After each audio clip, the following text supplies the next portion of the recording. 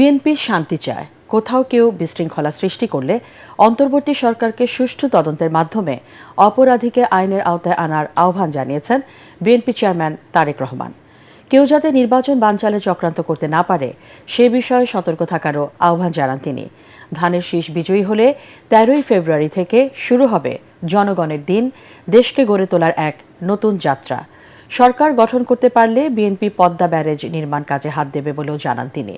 রাজশাহীর আলিয়া মাদ্রাসা মাঠে আয়োজিত নির্বাচনী সমাবেশে এসব কথা বলেন তারেক রহমান। মনিরুজ্জামান মনিরের ক্যামেরায় রাজশাহী থেকে রিপোর্ট করছেন মইনুল আহসান। করব কাজ সবার আগে বাংলাদেশ। পদ্মাপাড়ের জেলার রাজশাহীর সমাবেশে বিএনপি প্রধান তারেক রহমান যখন এসে পৌঁছান তখন মধ্য দুপুর। মাদ্রাসা মাঠের সমাবেশ পরিণত জনসমুদ্রে। শাহ মখদুম রহমতুল্লাহ আলাইহির মাজার জিয়ারত করে স্ত্রী ডাক্তার জুবাইদা রহমানকে সাথে নিয়ে সরাসরি মঞ্চে আসেন তারেক রহমান।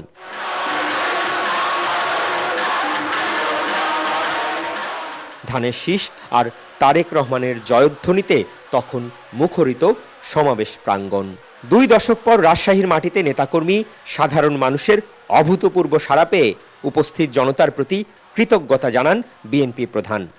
রাজশাহী, চাঁপাইনবাবগঞ্জ, নাটোর থেকে আসা নেতাকর্মীদের উপস্থিতি ছড়িয়ে পড়ে শহরের প্রধান সড়ক থেকে অলিগলি। অতীতের রাজশাহী সফরের স্মৃতিচারণ করে তারেক রহমান বলেন, পানির অভাবে পদ্মা এখন মৃতপ্রায়, উন্নয়ন বঞ্চিত রাজশাহীবাসী নানা সংকটে জর্জরিত। আমাদের তিস্তায় পদ্মা ব্যারেজের কাজ আমরা শুরু করব, বরেন্দ্র প্রকল্পের কাজ আমরা শুরু করব, 10,000 টাকা পর্যন্ত কৃষি লোন মৌকুফের কাজ আমরা শুরু করব। এই কাজগুলো হচ্ছে জনগণের কাজ এবং এই কাজগুলো ইনশাল্লাহ 12 তারিখে ধানের শীষ জয়যুক্ত হলে পরে ইনশাল্লাহ 13 তারিখ থেকে শুরু হবে জনগণের জয়যাত্রা। মাইক্রোফোন হাতে মঞ্চের নানা প্রান্ত ঘুরে ঘুরে বক্তব্য রাখতে গিয়ে তারেক রহমান বলেন, অতীতে ফ্যাসিবাদী সরকার উন্নয়নের নামে দুর্নীতি, লুটপাট, দুঃশাসনের মাধ্যমে দেশকে ধ্বংসের দ্বার প্রান্তে নিয়ে গেছে। তিনি বলেন, 12ই ফেব্রুয়ারি নির্বাচনে নির্ধারিত হবে বাংলাদেশের ভবিষ্যৎ।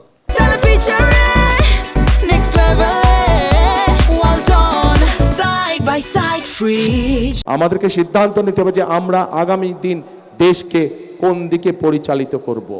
দেশকে আমরা গণতন্ত্রের দিকে পরিচালিত করব নাকি দেশ অন্য কোনো দিকে চলে যাবে। নির্বাচন বানচালের নানা ষড়যন্ত্র হচ্ছে অভিযোগ করে তিনি কেউ বিশৃঙ্খলা সৃষ্টির চেষ্টা করলে তা দমনে অন্তর্বর্তী সরকারকে কঠোর হওয়ার আহ্বান জানান। আমরা ঝগড়া ফ্যাসাদ বিবাদের মধ্যে যেতে চাই না এবং যেতে চাই না বলেই আজ আমি এখানে দাঁড়িয়ে কারো কোনো সমালোচনা করছি না। কিন্তু কোথাও যদি কোনো অনাকাঙ্ক্ষিত কোনো ঘটনা ঘটে থাকে সঠিক তদন্ত করার জন্য আমরা সহযোগিতা করব, সাহায্য করব।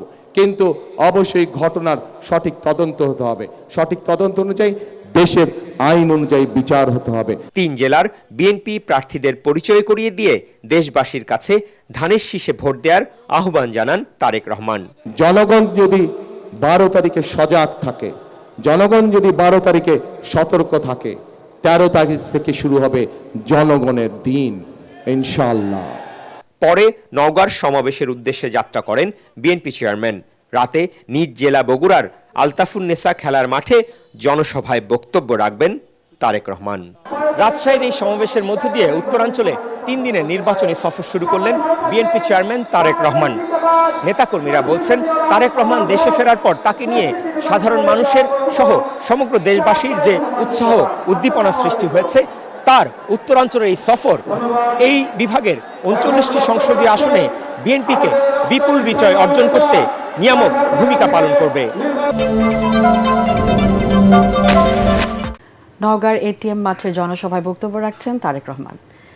নির্বাচনের পরদিন 90% চাঁদাবাজের হাত অবশ করে দেওয়ার হুঁশিয়ারি দিয়েছেন জামাতের আমির ডাক্তার শফিকুর রহমান। রাজধানীর কারওয়ান বাজার ও মিরপুরে নির্বাচনী জনসভায় এই হুঁশিয়ারি দেন তিনি। শেরপুরে জামাত নেতাকে হত্যাসহ দেশের বিভিন্ন স্থানে সহিংসতার চিত্র তুলে ধরে তিনি বলেন, নির্বাচন কমিশন ও সরকার ব্যবস্থা না নিলে কঠোর জবাব দেওয়া হবে। মিজান শাহজাহানের রিপোর্ট। কারওয়ান বাজারে ঢাকা 12 আসনের নির্বাচনী জনসভায় 12 দফা প্রতিশ্রুতি তুলে ধরেন জামাতের প্রার্থী সাইফুল আলম খান মিলন। রাজনীতিতে অতিষ্ঠ করে তুলছে। কাজেই আমরা এক্ষেত্রে জিরো টলারেন্স দেখাতে চাই। প্রধান অতিথির বক্তব্যে দলটির আমির ডাক্তার শফিকুর রহমান বলেন, চাঁদাবাজ, দখলবাজ, দুর্নীতিবাজদের দিন ফুরিয়ে এসেছে। 13 ফেব্রুয়ারি শুরু হবে নতুন যাত্রা, যেখানে আইনশৃঙ্খলা রক্ষাকারী বাহিনীকে সাথে নিয়ে চাঁদাবাজদের কঠোর জবাব দেবে জামাত ইসলামী। আমরা আশাবাদী 13 তারিখ থেকে বাংলাদেশের চিত্র পাল্টে যাবে ইনশাআল্লাহ। সে নির্বাচন সেই ফলাফল বার্তা দেবে যে এরা কোনো চাঁদাবাজি করে না এবং কোনো চাঁদাবাজি বরদাস্ত করবে না। সাথে সাথে 90 চাঁদাবাজের হাত অবশ হয়ে যাবে। বাকি 10 যারা থাকবে ওদেরকে বুঝাবো চাঁদাবাজ কার বাবা, কার ভাই, কার সন্তান, চেহারা দেখে চাঁদাবাজের সাথে সেদিন আচরণ করা হবে না। সেই ক্ষেত্রে আমরা হব নির্দয়, নিষ্ঠুর, কঠোর। তিনি আরও বলেন, এবারে নির্বাচনে তাদের দল বা জোট নয়, বিজয় হবে 18 কোটি মানুষের। আলামত ভালো নয়, চতুর্দিকে বিভিন্ন মন্দ আলামত ফুটে উঠছে। হামলা করে মানুষ খুন করা হচ্ছে, অফিস পুড়িয়ে দেওয়া হচ্ছে, জায়গায় জায়গায় বাধা দেওয়া হচ্ছে, গায়ে পাড়া দিয়ে ঝগড়া বাঁধানোর চেষ্টা করা হচ্ছে।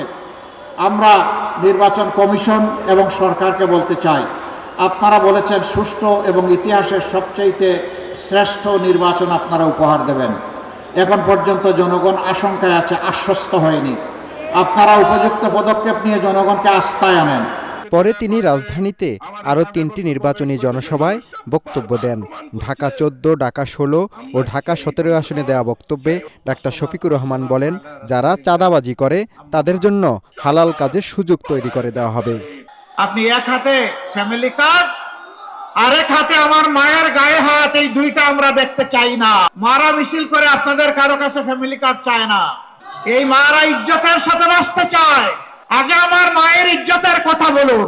তিনি বলেন, জামাত ক্ষমতায় এলে নারীরা 5 থেকে 8 ঘন্টা ইচ্ছে অনুযায়ী কাজের সুযোগ পাবেন। পরিবারের প্রতি গভীর সংবেদনা জ্ঞাপন। বিএনপি ও প্রশাসনের অনুরোধ সত্ত্বেও জামাতের নেতারা সহযোগিতা না করায় শেরপুরে সংঘাতের ঘটনা ঘটেছে বলে দাবি করেছেন বিএনপি চেয়ারম্যানের উপদেষ্টা ডক্টর মাহাদি আমিন। গুলশানে দলের কেন্দ্রীয় নির্বাচন পরিচালনা কার্যালয়ে সংবাদ সম্মেলনে ঘটনার সুষ্ঠু তদন্ত দাবি করে তিনি বলেন, জামাত নেতার মৃত্যুর ঘটনা অনাকাঙ্ক্ষিত। এ ঘটনায় বিএনপির 40 জনেরও বেশি নেতাকর্মী আহত হয়েছে।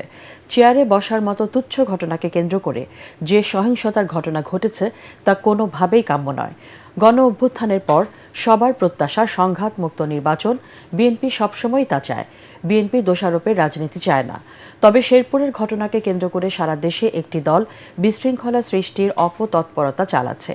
বিএনপি রাজনৈতিক দলগুলোর সাথে বন্ধুত্বপূর্ণ সহাবস্থান প্রত্যাশা করে বলেও জানান মাহাদি আমিন। জামাতে যিনি প্রার্থী রয়েছেন তিনি বারবার পুলিশ, প্রশাসন, আইন শৃঙ্খলা বাহিনী, সেনাবাহিনী, এমনকি বিএনপি যারা সিনিয়র নেতৃবৃন্দ রয়েছেন ওনারা হাত জোর করে অনুরোধ করছিলেন যে সংঘর্ষ এড়ানোর জন্য যেন তিনি বিকল্প রাস্তা দিয়ে যান।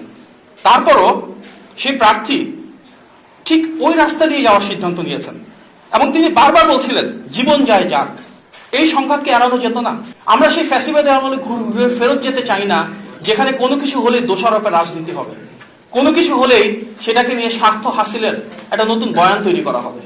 আমরা চাই সুষ্ঠু তদন্ত, পাশাপাশি সবাইকে আহ্বান জানাতে চাই কেউ যেন কোনো উস্কানি না দেন। এদিকে শেরপুরের সহিংসতায় জামাত ইসলামের এক কর্মীর মৃত্যুতে গভীর উদ্বেগ জানিয়েছে অন্তর্বর্তী সরকার।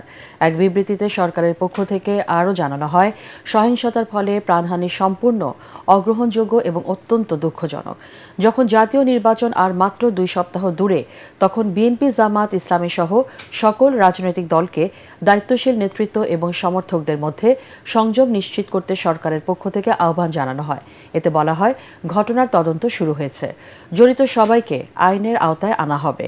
বিবৃতিতে আরও বলা হয়, অন্তর্বর্তী সরকার একটি শান্তিপূর্ণ, অবাধ ও সুষ্ঠু নির্বাচন নিশ্চিত করতে প্রতিশ্রুতিবদ্ধ।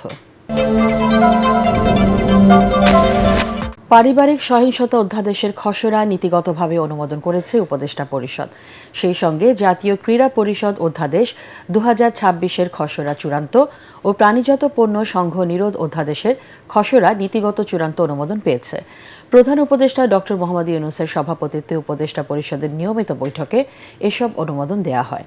পরে সংবাদ সম্মেলনে প্রধান উপদেষ্টার প্রেস সচিব শফিকুল আলম উপদেষ্টা পরিষদের সিদ্ধান্তসমূহ সংবাদ মাধ্যমের সামনে তুলে ধরেন। বৈঠকে 11টি বিষয়ে সিদ্ধান্ত নিয়েছে উপদেষ্টা পরিষদ।